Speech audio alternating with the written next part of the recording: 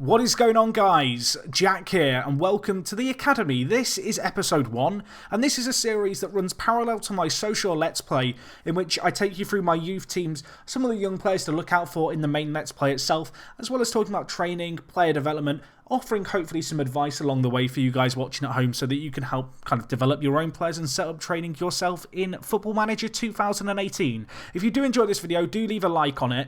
My plan with this series is going to be to do an episode probably every March and every kind of September, so on a 6-month by 6-month basis. Of course, you'll notice here in the top right the date is the 17th of February. The reason for doing an episode now is to lay the groundwork for what's to come. So every March, obviously, there will be the youth intake for the year where we get a new batch of young players, and I'm going to talk through some of the players I want to keep hold of, players to keep an eye on, how I plan to train them.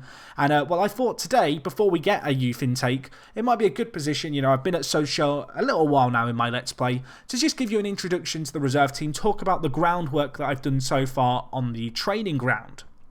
So I guess the first thing we'll talk about is the training setup, and you will notice there's a fair few players unhappy with training. I will get to that in just a second. Right now I've got the general team training set to low. The reason for that being is that I have a fair few players complaining about their overall workload, and I want them to focus more on their individual parts of their game. Now normally I suggest putting the main focus onto tactics, particularly when you first take over a club, but as you can see here, our familiarity isn't so bad. In terms of coaching, this is the coaching setup right now at Sochaux. It could be better. I mean, it could always be better, but it's not too bad. You'll notice, you know, the coach is here, nothing too crazily going on. We do have Patrick Kluivert. I never really talked about the fact that I approached Patrick Kluivert and got him to become a coach here, but that did happen. It happened. It was the only player the only staff member I think I bought in. But you can see in terms of our general training coverage, I feel like for a team in our division, 3-star is kind of where we want to be. Obviously, the goalkeeping coaching falls a little below that, but I'm still not too worried about it. In terms of this setup, I often have people ask me about the coaching screen. I like to basically have a coach who specialises in each area. So each one of these different kind of elements of training has attributes that are required to be good at it. You can actually see them when you mouse over on the right hand side now. So for example, for Kluivert, it's attacking and technical for being a shooting coach. For being an attacking coach, it is tactical and attacking. And you may notice looking at my manager stats, I intentionally put my attributes into both attacking and tactical coaching, as well as the two main attributes in terms of the attacking and tactical side of things. If we just look here in the coaching stats, the mental attributes you need to know for a coach are determination, motivating, and level of discipline. They are the 3 golden kind of ones, which if you can get those good, and of course the attributes required for each of these disciplines, you'll be on to a winner. So as I said, it's a bit of a mixed bag. The way I like to do things generally, especially if I'm at a club with more people, is I will have a specialist coach in each area, and then I'll have a few coaches who I just assign loads of different areas. So you can see here, Bryce Morin is one of the coaches who I apply everywhere, and that's in order to keep the coach's workload below heavy. I always want it to be on average. In this kind of setup that I've got right now, obviously I can't have a whole host of coaches. As a result, you can see here I both do the technical and the tactical coaching, which isn't too bad. I would like to long-term obviously get in a few more coaches. I'd like to get a little bit more specialisation in the goalkeeping kind of side of things, but it's not too bad as a starting point. So anyway, let's move on to the youth players. Now, obviously, there are some younger players in the first team. I'm not going to cover them today. If you'd like to see me cover them, I may well do it. That might be the kind of thing I cover in the September episodes. But obviously, you know a lot of the faces here. You kind of know exactly who they are, what they bring to the table, because they're playing in the first team very regularly. So with this series, I want to focus more on the players that you don't get to see so much. And well, as you can see here, there is a big batch of players with some exciting potential. So let's go through a few of them. So the first player we have here is Max Lacroix. You can see here he is a 17-year-old centre-back. Good player, a little bit limited in his play. You can see his preferred role is defensive centre-back. Right now, if I'm not mistaken, I'm training him to be a ball-playing defender. In fact, I'm not. I'm training him to be a central defender. So over here on the development training screen, you can see the areas that I've been focusing his development in. So I have been focusing obviously on a central defender, and when you select this role, you are going to be training the areas marked in blue. And his additional focus is quickness. Now, quickness is one that I wouldn't always recommend to use, but I feel like, for me personally, I like a centre-back to have at least kind of 12 acceleration, 12 pace. and that's what I'd consider to be a slow centre-back, particularly at the higher levels of play, but even at the level that we play at, very frequently you'll come up against fast strikers. So as a result, I have got the additional focus set to quickness. That improves both acceleration and pace. As you can see, looking at Lacroix, he really doesn't look that bad all in all. Good heading. He's very good in the air naturally, which is great. There's nothing more frustrating than having a really good centre defender kind of prospect who just doesn't have the jumping reach, because I feel like it's such a pivotal part of the role. Obviously, you can see here how he has developed, and he has been improving. If we just highlight some of the key attributes that we have been training for him as a centre-back, including, in fact, we'll leave pace for now, but if we just go off kind of the core 3 technicals and then positioning, you can see he has been improving this year. His marking started off at 11. It's now at 11.4. His heading is at 12. It's now at 12.6. And his tackling has gone up to 12.2 from 10. So that's a really big improvement there. Unfortunately, his positioning hasn't improved so much. So, of course, attributes go into 3 main areas. Most of you will know this, I'm sure, but technical attributes are perhaps the easiest to improve with a player. Physicals, actually, this year, some of them seem very easy to improve. Stuff like strength just seems to improve naturally. You can see Lacroix here starts off with 14 strength. He's now up to 15.2. You've got to bear in mind that this is over about a 7-month period. So that's a pretty big element of growth. 1.2 increase in that time is really nice. But strength is something that seems to improve well. Obviously, I have been training his quickness. As you can see, his acceleration has gone from 8 to 9, which is pretty good all things considering. And his pace has gone from 9 to 9.6. So there has been some improvements there. Pace is definitely one of those ones which is a very long slog to get up. It does take a while. But you can see in the case of Lacroix here, it is improving. As I said, I'd like to get his pace and acceleration to at least 12. Realistically, I'd hope he can achieve that before the age of 19. In terms of this guy's kind of first team potential, I think he's got some. If we don't get promoted this year, he's the kind of player I'd quite like to bring in to be maybe 3rd or 4th choice centre-back. Although, as you see when we go through our reserve team, we do have a lot of very talented youngsters in that area of the pitch.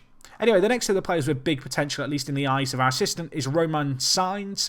You can see here he is a left-back / centre-mid. Can kind of play a few different positions. And the thing that you'll notice perhaps most about him is he is improving, but his determination is going through the roof. And you can see here it's gone from being 12 to being 15.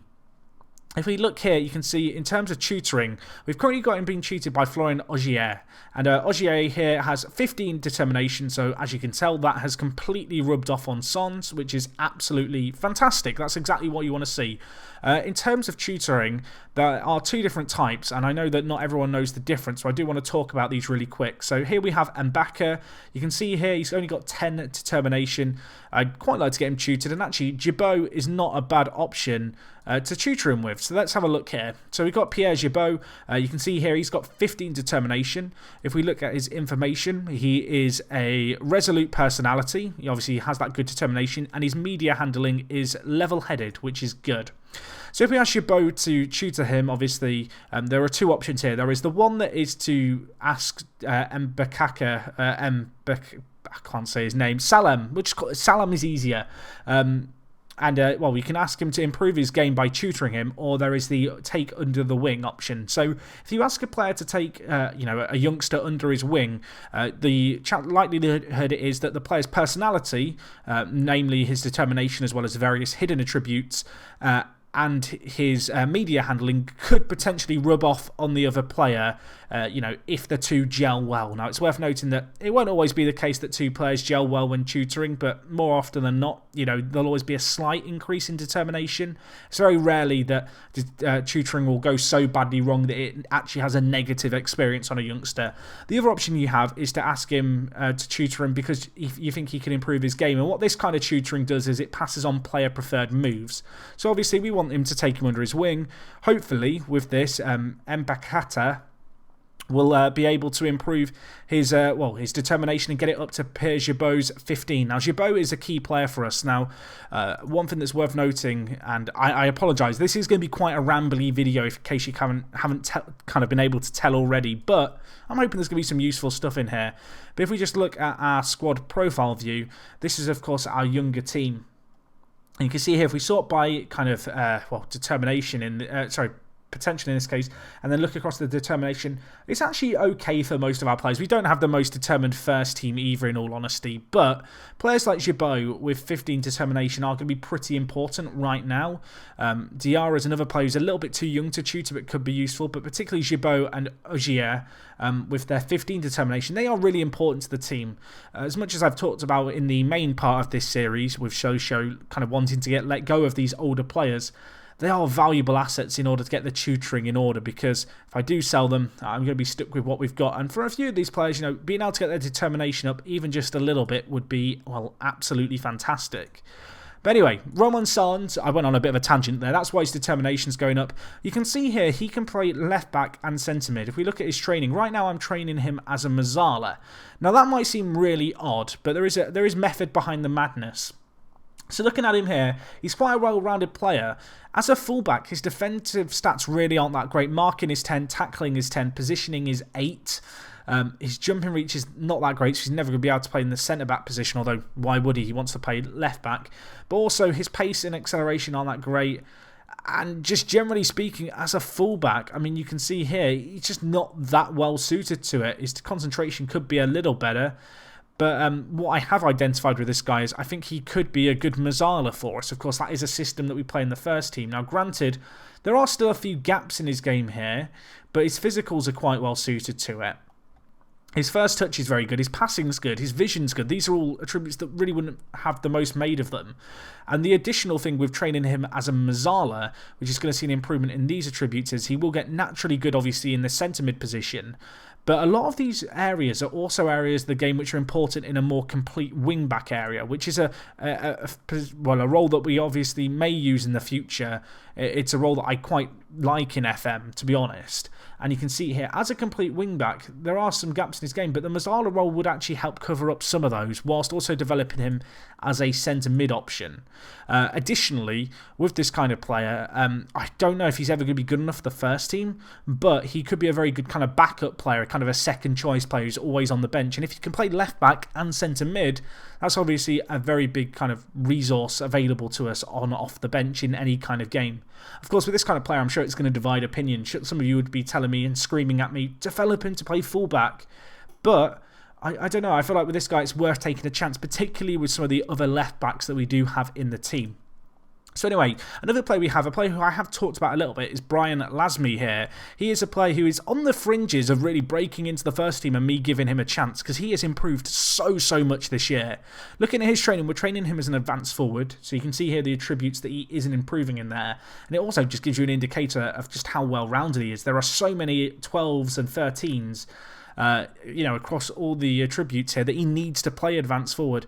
We are currently training his composure, which was, I think, at 10 at one point. You can see here it started at 10. It's now at 10.6, which is a little bit of an improvement. With it being a mental attribute, it is a little slower to develop than I'd like. Additionally, you can see here, my staff do want him to improve his stamina. But given the fact that he's probably going to be playing as an advanced forward for us, at least in our current system, and stamina isn't a super important attribute, I'm not putting a focus in that area. You can see I've got the intensity levels set to light. And one of the reasons for that is I've had a few players complaining about the fact they feel like they're doing too much work. And, well, we will quickly touch upon that, actually, because I mentioned before the fact there are 12 players unhappy with training. You can see here there's some people unhappy with the low level of general team training, so maybe that's an indicator that I should put it back up. But you can see here there were a few players complaining about high training load. You can see there's some players unhappy with the amount of extra training, and some who want it to be higher. That's kind of just the nature of the beast, unfortunately. There's probably a balance to be found back there. So let's talk about some of these players who are talking about the fact they're unhappy with training. I'm going to pick another player in the reserve team.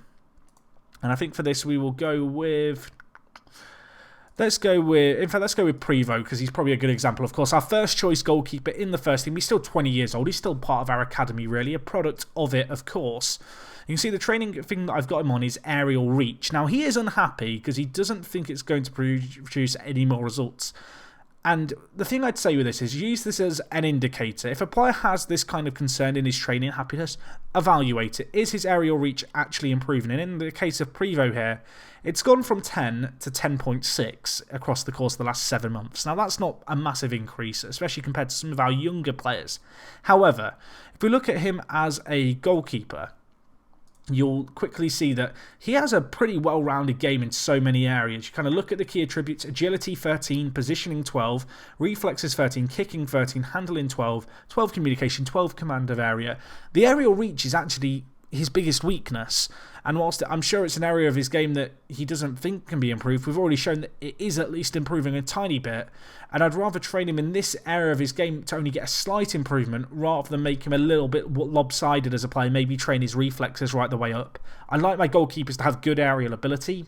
11 is a little below average really for our division, but because of how good he is elsewhere, I think he more than makes up for that. But if he really wants to make it in the team long term, I need that aerial reach to go up to probably 13, which is looking a little way off. Of course, with him being 20, and actually he's not that far off being 21, he is getting to that point where his development will slow slightly. Realistically, players continue to develop way into their early to mid-20s, but it does definitely slow down, at least from my experience, around the 20 years old mark.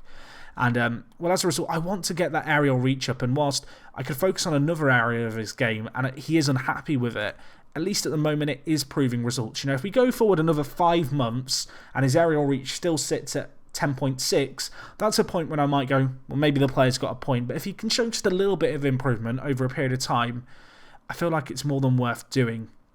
So anyway, let's have a look through a few more of the reserve players. I'm going to be a little bit quicker here. So we have here Makalu.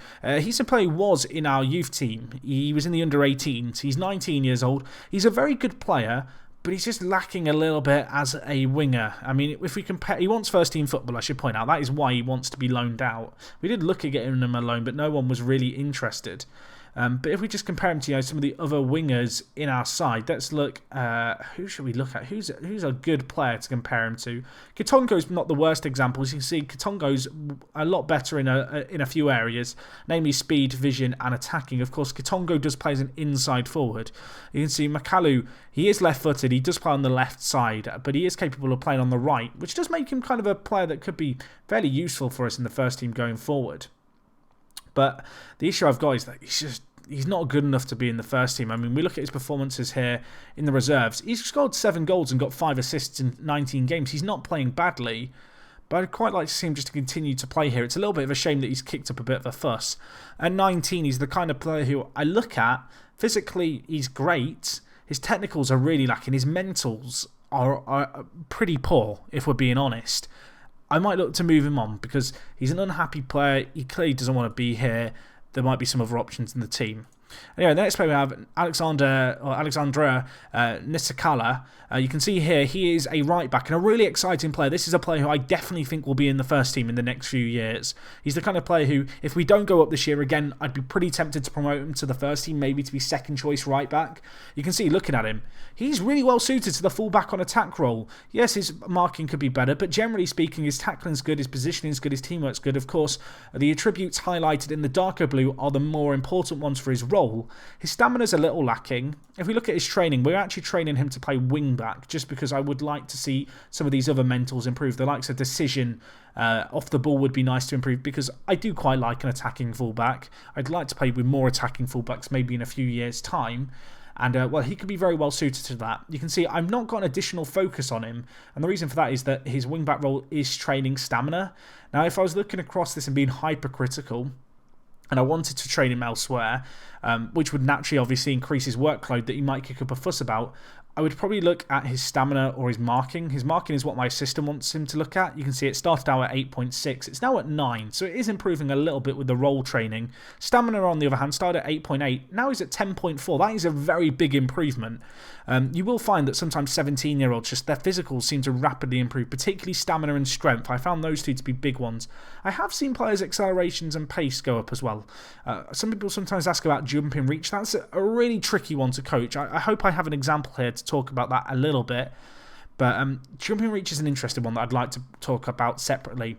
Anyway, Jordan de Ambrsio, you can see here, good little player, false 9. Looking across him, very good technically, dribbling, finishing and first touch are fantastic, passing is great, technique is great. He has been a bit on the decline, but he has been out with torn knee ligaments, so a big injury for him that he's coming back from. I'm training his stamina right now because I feel like that could be a little bit better, as we've already identified with the previous player. Stamina is something that can be improved quite easily with a bit of training. Obviously, massive shame that D'Ambrosio in this case has been out, as you can see here, for the last 3 months. He tore his knee ligaments in a really unfortunate collision. Anyway, the next player we have Moulton Ellis. I've definitely butchered that, but that we'll go with it. Moulton Ellis. You can see here, good player, good centre-back. A few people have been telling me that in their FM saves he's been particularly good. I look at him here, he's not really developed all that much for us. You can see he's not had any injury, so there's not really an excuse as such. If we look at his training, he's training him as a ball-playing defender, and the reason for me doing that is sometimes when I look at younger defenders particularly, obviously you have the option to train him as a centre defender if you really want to nail down every kind of little bit about him. You can see I am training his quickness. It's a similar reason to the one I explained before, where his pace and acceleration I'd like to get around 12. But the reason I'm training him to play a ball-playing defender is because his passing is 8, his vision is 8, his technique is 10, his first touch is 10. He's quite a good player with the ball at his feet for an 18-year-old. And I feel like if he could improve those just by, 2 attribute points each, get them to in the 10 region, that suddenly makes him a little bit more useful as a ball-playing centre-back. Now, I'll be honest, looking at the way he's declined, and I didn't realise he declined like this prior to coming on to him. Obviously, I don't really check every single one of my players throughout the season. We do have a very big youth team. I think I'm actually going to change his training to central defender. You can see there was an improvement in his passing. It went to 8.6, but it has gone back down. It did start off at 8.2 at the start of the year. If, again, we look at marking, tackling, heading, and we'll go with positioning as well here. You can see they've all had little bits of improvement, but there's been a little bit of regression as of late. His positioning started at 10.2. That's dropped back down. His heading is at 12.2. It was as high as 12.4 here. So he's had a bit of a rough month. It's hard to tell exactly what would cause that. You can see in his last 5 games, he's not had the best average rate in playing in the reserve, so that might play into it a little bit. Anyway, the next player we've got here, Rizpeki. He's an interesting player, centre midfielder, doesn't really excel anywhere, jack of all trades, master of none. Doesn't have a massive glaring weakness anywhere, really. There's a few 8s here, a few 7s, but in terms of his development, you can see here I'm training him as a deep line playmaker. I quite like the fact he's got great teamwork, vision and work rate for his age. Obviously his passing technique and first touch are also pretty nifty. His physicals aren't the greatest, so he's never going to be great as a super mobile midfielder, but as a deep line playmaker I feel like he really kind of ticks a few boxes. And given his kind of young and tender age of 19, he has just had his birthday last month as well. He still has the possibility to develop into a decent little deep line playmaker. Anyway, we have here Mbetaka, who we already talked about. You can see him here, the Congolese player. We sorted out his tutoring for his determination, which is great. Currently training his strength and his wing-back kind of role. You can see as a wing-back, he's pretty good. Defensively, he's a little bit lacking. And actually, what I am tempted to do here is training to play right-back on full-back. Defensive full-back. I want to be a little bit more limited in what we train in him. Because you can see he's improving everywhere as a player, which is good.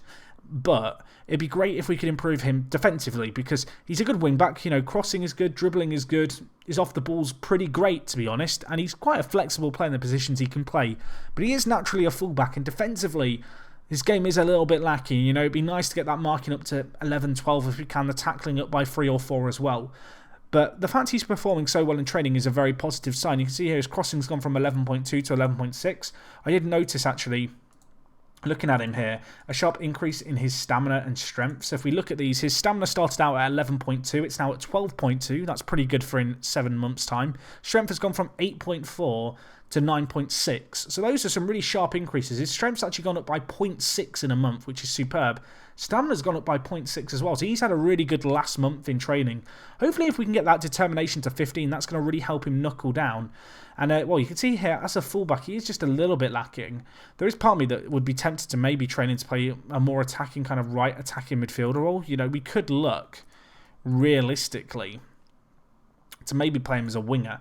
In fact, you can see here as a winger, he'd be really well suited to that. That's super tempting, training to play a little bit more attacking. Now, of course, we don't play with a winger out on the right-hand side, but the way our system works is that we can flip it if we want to. And I'm not completely against the idea of changing the system up to fit players. It's also worth noting, with him being 19, it's unlikely he's immediately going to break into the first team in the next kind of year or so.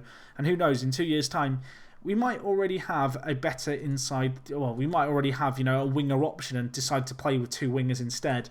I'm looking at this, and I think we're going to change up his training, actually. So I talked about maybe focusing on his defensive side of his game.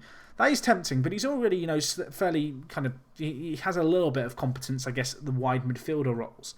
And given how well suited he is to the winger role, it seems silly not to make the most of that. You know, instead of looking at his marking and tackling and trying to get his tackling up to maybe 13, 14 and his marking up to 12 or 13, let's make the most of what he's got. You can see here, as a winger, his weakness, I mean, we don't even necessarily need to train his strength at that point, to be honest. We could look to just focus completely on him as a winger. He's really well suited to that. I think I'm going to make that change. This is the kind of thing, sometimes it takes you to sit down and talk aloud about what you're thinking training-wise for you to have this revelation of, hang on a minute, maybe I've been doing this wrong. And the thing is, with this kind of player, there's not a right or wrong way to do it. It's personal preference. You know, you could make him into a really good kind of attacking fullback. However, I think he's got some attacking potential. He's 19, you know, he's not getting any younger. Expecting him to improve as much defensively as he'd probably need to in order to break into the first team as a fullback is a little bit of a long shot. So, yeah, let's focus on that setup that we've got now with him as a winger. Anyway, we have Orbin Long here, pretty standard goalkeeper. You can see his goalkeeping attributes are really well rounded. They're all kind of, you know, around the 10 mark, which is fine. As a result, I've not got a specific focus on him. You can see here my assistant wants me to improve his agility. There is certainly an argument to be made to put that there. Physicals, as I talked about, can sometimes be slightly tricky to improve. They definitely can improve over time. I'd say that technicals are the easiest. Physicals are probably second easiest, and the mentals are probably the thing that come most difficult just because you can't be as focused in the mental training. Of course, you can train composure, leadership, and positioning. But the rest, you have to be training a role that it's relevant to for it to even have a little bit of attention designated to it. And additionally, a footballing brain is the kind of thing a player is born with or without. It's not something that can really be taught all that easily. So anyway, we've got Long sorted there. Lambouli here, a player who I think actually, if I'm not mistaken, we had a £250,000 bid for in January. I didn't talk about it in the main episode just because he's a player you guys aren't that familiar with, but he's a good young prospect. You can see here, 18 years old. He has only just turned 18. Currently training him to play as an inside forward. You can see here he's got a few mental sides of his game. A bit of a mental side to his game that's lacking. He can play on both wings, which is pretty nice. He's right-footed. Training him as an inside forward, the reason for kind of doing that is that I think it's a good way to improve some of the more attacking attributes that he's lacking. You know, the likes of his composure and finishing, I'd love to get a little bit better. Even if he was to play as a winger where finishing isn't as important, naturally being in the final third, there are times where the ball falls to his feet and you expect him to put it in the back of the net.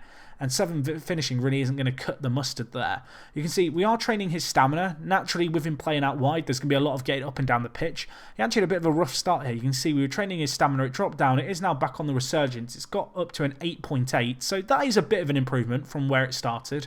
Obviously, hoping that he can kick on with that. You can see he's improved significantly over the last 3 months, and he could improve a lot in the future. And you can see here, looking at the average ratings, obviously, not the average ratings, the kind of potential here. All of these players were kind of 4-star, realistically have a chance of breaking into the first team. A 4-star player for us right now is Jean Fuchs, who you'd have to say is he's a top quality player for in this division, and he's 20 years old. There's not a lot more that needs to be said on it. But if even a few of these players who have that kind of 4-star potential can reach that, they could be useful assets to the team going forward. So anyway, we've got here Kuntz. He's a good player. Again, great heading, great marking, great tackling. I kind of consider these the holy trinity of a centre-back. If you have those, you're great. You can see his jumping reach isn't that great. He's the kind of player where I'm training his jumping reach, but it is probably the most difficult thing to just improve. You can see it started off as a 10.2. It's now at a 10.6. If we can get it to 12, that would be passable, but I'd be a little bit concerned with anything less.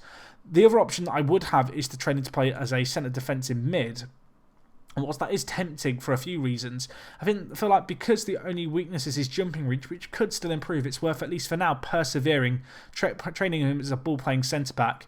You can see I'm training him as a ball-playing centre-back. His first touch is 11, his passing is 11, his vision is 9, so that could be a little bit better. But generally speaking, as a ball-playing defender, he's not a half bad option. You kind of look here, and additionally, with him playing as a ball-playing defender, we're going to be helping train some of these mentals as well. It'd be great to get his anticipation up, composure, concentration, and decisions. At 10, they're not that bad for his age because he is only 17. It's his birthday in 4 days' time, so he is going to be 18, not so far away. You can see here his anticipation is improved a smidgen. If we just look at these mentals, kind of illustrates the point I was talking about where it's very difficult to improve a player. It does actually look like his concentration is improved mental-wise. You can see it started out as a 9.2. It's now at a 9.6. Hopefully, you know, with him being 18, over the next kind of 2 or 3 years of training as a ball-playing defender, even if these mental attributes only improve, you know, by 1 or 2 points, that's kind of training well spent. And additionally, you can see here, training him as a ball-playing defender, we're not worrying about his aggression or bravery. And actually, they're two of the strongest sides of his game. You can see his determination has gone up as of late. Have I got him being tutored? I feel like he is. Yeah, you can see here, Bergdich has been training him. He has 14 determination. If we look here at his information, you can see here he's media friendly, so that's nice to have. It means that Kuntz is less likely to, well, turn his back on us and go volatile in the media if things aren't going his way. And, well, that determination training is definitely a big factor, I feel like. You can see it's gone from 10.2 to 13. That is a notable improvement. I feel like 13 suddenly looks really good, whereas you look at a player with 10 determination, it's not all that convincing, really, is it? Anyway, there is a few other players here. We'll go through Gaetan here, but I think we'll cut it off at that point because there are a few players in the under-18s I want to talk about, and I am conscious that already I've been talking for half an hour. So anyway, we have Gaetan here. You can see here he is a left winger or striker. We are training him right now to play on the left wing. I want to keep it simple with this guy. You can see his technicals really aren't that great, although there's certainly room for them to improve. His mentals aren't that great. His physicals are okay in the areas they need to be for a winger. He's the kind of player that has great potential, but I'm always a little bit dubious about him ever reaching it. You know, technically, he's a little one-dimensional. His first touch and finishing are good. His dribbling, I guess, is okay. Technique is not bad, but he's lacking in a few other areas. And his mentals are pretty darn poor. And I kind of look at that balance. I look at the 7 natural fitness, which really isn't that great. His strength is a little below average, although that could improve. Whilst he is 18, he's the kind of player who's very unlikely to develop into a first-team player. He just doesn't look like he's quite got what it takes to break in. And additionally, of course, he has got 4-star potential with 1 black star. If he turns out to be a 3-star potential player, that's just not that great. So anyway, that's some of the key first-team players. You can see just looking at their training just as a recap, so you can kind of see it all together. Of course, all the squad views that I'm showing here are available on the Steam Workshop. So we've got a few players with quickness being trained. You know, the younger defenders. I talked about the fact that I want to get their kind of quicknesses up to about 12. That's what would be considered like just about passable. A few other players here, nothing too crazy going on. Obviously, you can see the other players here. Most of the players are fairly happy. You can see Lambouli here is unhappy with the amount of extra training he's been doing. We could change his intensity level to light. That might cheer him up just a little bit. But yeah, generally the training's pretty positive all in here. There are a few other younger players. To be honest, very few of these are likely to break into the first team, so I'm not going to talk about them too much. Anyway, in the under-18s, we do have some pretty good players. One thing that I don't think I ever mentioned in the opening episode of the series was the fact that I ticked the button add players to playable teams. So what this does is it generates some regens who appear at the club. Now, to be honest, these regens tend to have really crappy attributes for the most part. You can see here we've got Michael here who has 2 finishing, 5 passing. He's an okay winger who's either-footed and apparently has 5-star potential, but he's lacking in a few areas. But he is likely to improve a fair bit. And yeah, as I said, there's a lot of regens here. I tick the box that adds players to playable teams. It's worth noting, obviously, I'm not the only beneficiary of this. If we just look through the France under-19 squad, you'll see there's already a few players here. Rene, I've got a player here. Ducassi here plays for SC Bastia. He's really good. Maybe I should go and... Can we approach to sign him? I kind of want it. I bet he has a compensation clause that we can't afford. But yeah, you can see here, obviously, I'm not the only team that's benefited from these regens generating, but I just want to make you aware of that if you were wondering. Oh, who's he? Jeffrey Robin. I mean, he's a bit blooming good, isn't he? He's insane. 17. Anyway, Monaco have got the winning lottery ticket there, it seems. But there are a few players here who are worth talking about. Rosignol the first, I talked about the fact that his attributes aren't that great. Lacks consistency. He's again an example of a player who looks like he has a load of potential, but I doubt he's ever really going to reach it. His mentals are really lacking. His physicals are pretty solid in terms of his pace. Obviously, his strength is less than ideal. Technically, that 5 passing is going to be a real struggle to improve. I don't know what I'm trading him in. I'd be surprised if it was not passing or finishing.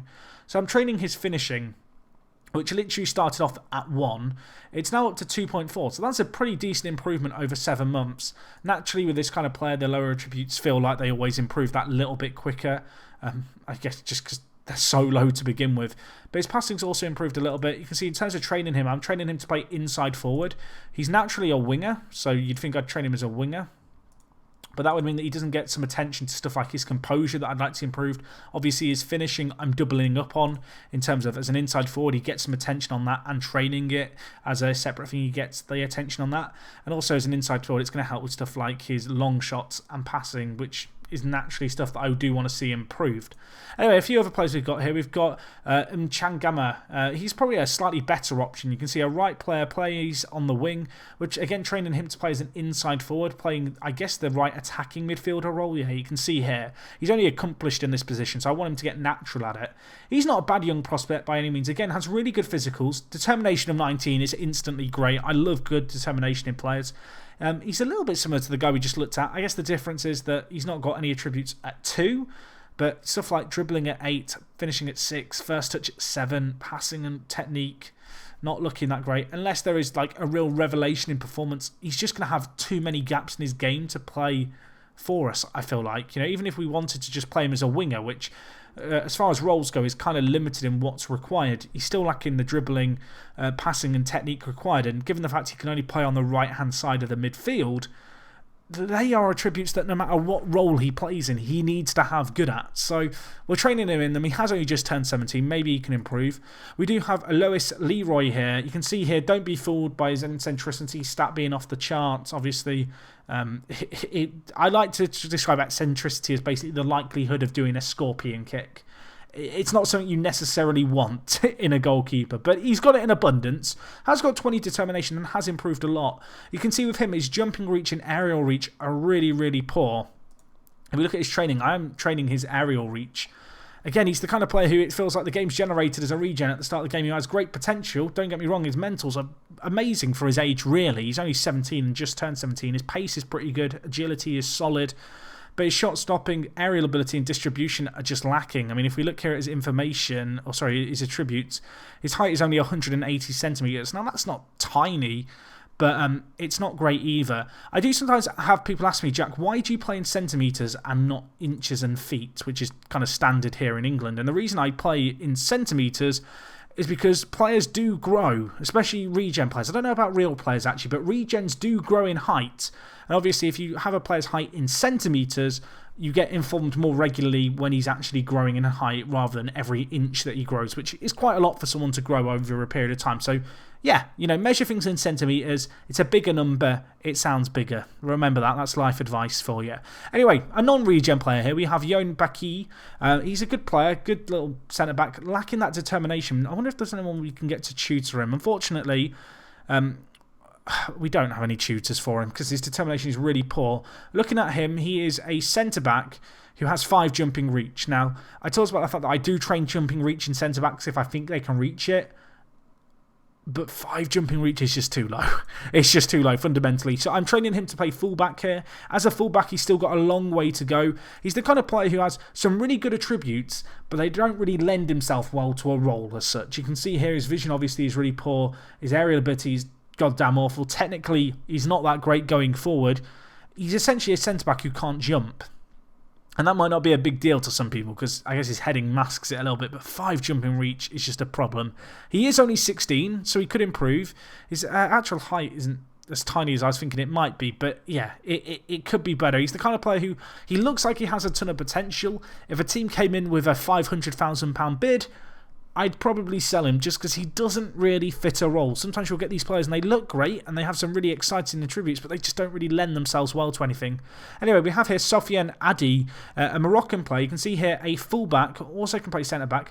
At 9 jumping reach, that is somewhat salvageable. However, I'm looking to play him as a wing-back, I think. Now, the issue with playing him as a wing-back, as you may notice, is his dribbling and off the ball are 1. So now that I think about it, maybe I should train him to play centre-back, because that's not really going to improve. I mean, it could improve a little bit. Again, he's one of these players who doesn't quite have it in the areas where you'd want it to be. As a limited defender, actually, that's probably our best bet. He's actually not that bad there. Again, 9 jumping reach is a little less than ideal. However, 9 jumping reach might be able to improve if we're not training his jumping reach already. I'm going to do that right now. In terms of some of these attributes being won, some people might not know this, some of you may know this. In Football Manager, the younger players in the game, the researchers obviously, they might not know exactly how good a player is in terms of individual attributes. So what they'll do is they'll set a current ability for the player, and then they might leave some attributes blank. So they might go, Addy here, oh well, I know he's not that great in the air, so we'll set 9 jumping reach and 10 heading. And I know he's a really good marker, so we'll give him 14 marking. But then you might leave stuff like his dribbling, his leadership and off the ball at 0, because you don't really know. You may as the researcher, a 16-year-old Moroccan just coming into the fray of the under-18s team, it's kind of unlikely you know exactly how good he is. So they would have set his attribute to be 0. Now, when you set it to 0, that means that save on save, his current ability will always be the same. His kind of theoretical ability in game will always be the same at the start. But the attribute set to 0 will have a random value each and every save. So you might have Sophie and Addy in your save, and assuming that these attributes have been set to 0, because it's very unlikely they'd be set to 1, that's quite unusual in Football Manager, you might find that he's a superb leader or that he has semi-good off the ball. Something worth being aware of. Some people have occasionally gone, Jack, you signed this player in your save and he looked really good in this certain role for you. When I signed him for that role, like his attribute to a different. Why? That's kind of why. Anyway, here we've got Max Quartiere. He's actually probably the most exciting player of all the regens we have, because he actually looks like he could be a footballer. We're training him to be an advanced playmaker, and you can see he's pretty well suited to that. His flair perhaps exaggerates his attributes polygon just a little bit. If you don't know, vision is made up of flair, vision and passing. But generally speaking, great first touch. Finishing is really solid. And you can see he's been the player improving the most in the team. In fact, this is probably going to be some crazy improvements here, because these green sharp arrows mean that he's improved a lot. You can see here, first touch has gone from 14.6 to 15.2. Acceleration, I mean, look at that. His physicals have really gone up this year. Let's just have a look at his physicals. Get rid of the other stuff for now. So his balance has gone from 5.4 to 7. That is a crazy improvement. His strength has gone to 9 from 6.8. His acceleration has gone from 11.4 to 12.8. These are the kind of improvements that you can occasionally see with younger players. I talked about physicals sometimes being slow. Sometimes, players are naturally slow. Sometimes players just need to be taught how to run a little bit quicker and they'll find their feet. You can see as well, like stuff like his composure's improved a lot. That's at 6.8 from 4.4. That's a crazy improvement. As I said, he's perhaps the most exciting player. He might not have the greatest potential, but he's the player improving right now. It's a shame that consistency is a weakness in his game. You can see he's improved remarkably. And, well, you can't really argue with that. He's been superb. I sometimes get people asking, I've not really talked about this yet, but like, how do you know where to train a player and what role a player might be willing to fill? Now, obviously, you can look at the attributes. I'm someone who really likes to use this attribute polygon. I know some people don't have it in their games. If you don't have it, you're probably playing on a laptop on a lower resolution machine. I don't know if there's some custom skins yet this year that do show it. But yeah, it's to do with your resolution. I sometimes get people ask why they don't have this. But the attribute polygon, I wouldn't use it as gospel. I'd always say look at a player's individual stats. But for me personally, I like to look at this because I have a mental image in my head of what a player for each role should look like with this polygon. So I could look at this polygon and say, okay, he's a pretty good advanced playmaker. You can kind of tell that. He's got good pace, good technical, lacking a bit of attacking talent, so he's probably not going to be great as a striker. You'd say that until you realise that his composure is one of his weaknesses. Now, this is where, again, I'd look at this and go, his attacking's not that great. But actually, it's kind of funny because his finishing is really good. His off the ball is really poor and his composure's not that great. Whereas looking at this, you might assume it'd be kind of a slightly different way around. You can see we are training his off the ball. It's improved so far from 3.4 to 4.6. So that's not too bad of an improvement for a mental attribute. But yeah, I feel like the polygon is something that you should certainly use. Don't just discount it completely. You can look at someone like Diallo here. I can tell already he's probably going to be a pretty good advanced forward. He's a player whose training I've not actually set, which is kind of my own bad. I like to do it all manually. I'd highly encourage you guys to try and do your coaching manually where possible. I know it's not for everyone necessarily, but I feel like it's an in-depth part of the game that's worth looking at. I guess the reason I've probably not done Diallo's, and this is going to sound terrible, is because he's a player whose potential makes me think he's probably not ever going to feature in the first team. In fact, where is he? Did I accidentally... Okay, for some reason I accidentally scrolled halfway down. If we actually look here by training, you can see the players whose stuff I actually set and those that I just didn't bother with. A lot of these players probably never going to play in the first team, players who I'll probably let go at the end of their contracts, unfortunately. But you can see for certainly the top talents, I will always do their training. In terms of how I like to do it, I usually set training off the training screen here. I know that's not everyone's cup of tea. Some people will do it off the individual training screen here. So you just go to train and then individual, and you can set it here. It's a little bit finicky, but you can just select players and then select exactly what you want them to train in. Obviously, this screen's really good for showing which players have been improving a lot of late. Obviously, you can also check it for your first team, your second team, your third team, etc. But if we just look here, you can see, looking at the first team, there's been a lot of improvements. I've not really talked about the first team. I might as well talk about it a little bit. Prevo obviously improved a lot lately. I've already talked about him. But Thomas Robinet, player who was a little bit dubious about his first team potential at the start of the year, but he's improved a lot. His finishing's gone up to 13. You can see it's 12.6. It started at 12. That's a pretty nice improvement for him. And he's just been improving in a lot of other areas here. You can see the general workload of these players is light. One thing that isn't strictly related to youth development, but I'll mention again, I mention it in a lot of Let's Plays, when a player off the back of a game is struggling for fitness, just rest them. This year it seems like such a key thing. You can see here the condition of these players is really, really poor. You can hold shift to select multiple players, you can then hold control to deselect some, and I will very frequently give players 2 or 3 days rests after games, before games, particularly if you're playing more than one game in a week. And to be honest, it really seems to help with injuries. I don't really get that many injuries in FM18, at least since the beta ended. It feels like they were really high to begin with, but while resting your players, it just seems to make a big, big difference there. But anyway, I think I've rambled enough for this video. This has almost been, well, it has been 45 minutes long. Slightly longer than I ever anticipated it to be, but I hope you guys did enjoy. I hope there's some useful stuff in here. Obviously, this was really just an introduction to this series as a whole. I'm sure the stuff we'll cover over the next few episodes. If you've got any feedback in terms of what you'd like to see, please do let me know. Episode 2 of the Academy isn't actually going to be that far away. It's going to be in 2 weeks' time. I may upload it a little bit later on than where it fits chronologically in with the main bit of the Let's Play, because primarily we're going to be looking through the new youth recruits that we get as part of our intake. I do hope you guys are looking forward to that. Obviously, through that video, we'll talk about the players who stand out, roles to train players in, and all that good stuff. And hopefully we have a few players to actually talk about.